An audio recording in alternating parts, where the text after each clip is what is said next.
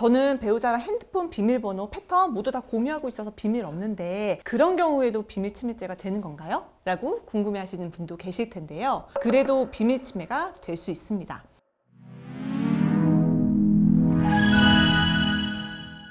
안녕하세요. 제업하는 남편, 이혼 전문 안수연 변호사입니다. 오늘은 상간자 소송을 진행하다가 배우자에게 형사고소 당한 케이스에 대한 이야기를 해보려고 합니다. 제가 예전에 상간자 소송 준비하시는 분들을 위해서 증거 수집 방법에 대한 영상을 올렸었죠. 보통 열의 9은 배우자의 핸드폰에 있는 메시지를 통해서 배우자의 외도를 눈치채게 되는데요. 이때 배우자의 핸드폰 잠금 패턴, 비밀번호 등을 열고 들어가서 배우자와 상간자가 나눈 메시지를 보게 됩니다. 제가 이 메시지를 증거로 확보할 때 이 메시지 내용과 함께 메시지를 나눈 일시를 확인할 수 있게 촬영하시라고 말씀드렸어요. 자, 이렇게 배우자의 핸드폰을 통해 수집한 증거를 토대로 상간자 손해배상 소송을 제기했어요. 이 과정에서 이 메시지 딱 내밀면서 배우자에게 내가 너 바람핀 거 알고 있다 라고 하고 추가로 자백을 얻기도 하시거든요. 배우자가 미안하다고 하면서 적극적으로 소송에 협조하는 경우에는 이 형사처벌 문제가 발생하진 않습니다. 그런데 반대로 배우자에게 외도 사실을 알게 되었다고 출근했더니 미안하다고 싹싹 비는 게 아니라 오히려 메시지를 몰래 봤다는 이유로 형사고소를 하는 경우가 있어요. 아니 변호사님,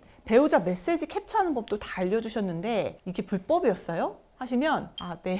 불법이긴 합니다. 이렇게 말씀드릴 수밖에 없습니다. 정보통신망법에서는 잠금 상태에 있는 배우자 핸드폰을 몰래 확인하는 행위를 타인의 비밀을 침해하는 행위로 보고 5년 이하의 징역 또는 5천만 원 이하의 벌금에 처하도록 규정하고 있습니다. 그럼에도 상간자 소송에서 가장 많이 제출되는 것이 바로 이 메시지거든요. 그건 무슨 말이냐면 실제로 형사고소까지 가는 경우가 많지 않다는 겁니다. 실제로 이게 형사사건이 되려면 바람핀 배우자가 본인의 비밀 침해에 당한 피해자다 라고 해서 고소장을 접수해야 해요. 하지만 이 바람핀 배우자가 고소하는 상대방은 본인의 아내, 남편이란 말이죠. 아이들이 있는 경우에는 엄마, 아빠고요. 그리고 피해자라고 주장하는 사람이 바람핀 사람이죠. 이 사건의 발단을 만든. 그래서 보통은 형사고소까지는 생각 잘 안 하시고요. 생각을 해본다고 해도 결국엔 형사고소 진행을 안 하십니다. 그런데 상간손해배상 소송 100건 하면 그중 한두 건 정도는 형사고소가 들어오는 경우가 있긴 해요. 이건 정말 배우자가 뭘 염치한 경우죠. 외도한 배우자는 이혼 청구 못 하잖아요. 그런데 외도를 들켜서 배우자로부터 막 비난을 받아요. 배우자가 이혼은 안 할 거래. 그러면서 외도 증거를 무기로 막 휘두른다? 표현이 좀 그런데 이건 바람핀 배우자 입장을 말씀드리는 거니까 이해해 주세요.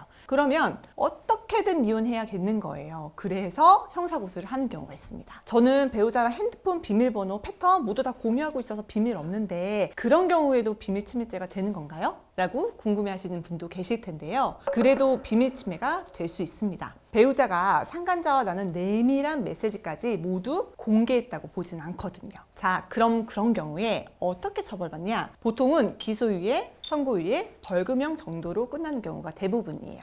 기소유예, 선고유예는 죄는 성립이 되는데 봐주는 겁니다. 실제로 배우자 핸드폰으로 이메일 메시지 등 확인하고 이걸 상간소송 증거로 제출했는데 이 행위 때문에 형사재판 받은 판결문을 보면 대부분이 선고유예 판결입니다. 선고유예라는 건 경미한 범죄의 경우에 일정 기간 동안 형의 선고를 미루는 건데요. 그 기간이 지나면 보통 2년이에요. 이 사이에 죄를 짓지 않으면 선고를 면해주는 거예요. 전과 기록에도 남지 않습니다. 이렇게 선고유예 판결을 내린다는 건 법원에서도 이 피고인이 그 배우자의 핸드폰을 본 것이 불륜을 의심하고 있는 상황에서 벌어진 일이라는 점을 참작해 주는 거죠. 배우자의 핸드폰을 통해 외도 증거를 수집하는 건 형사처벌의 위험이 있기는 합니다. 그런데 이렇게 따지면 상간소송 증거 수집하는 일이 거의 불가능해요. 미행을 해서 외도 현장 사진을 찍어야 하는데 이때 위치 추적기 쓰면 안 되고요. 자동차에 녹음기 설치하면 안 되니까 블랙박스 영상만으로 확인할 수 있는 건데 주도 면밀한 배우자는 블랙박스 음성 기능을 꺼버립니다. 진짜 모든 위법 가능성을 배제하려면 배우자나 상간자에게 자백을 받아야 돼요. 근데 이것도 상간자나 배우자가 나중에 협박받았다고 걸고 넘어지는 경우가 있어요.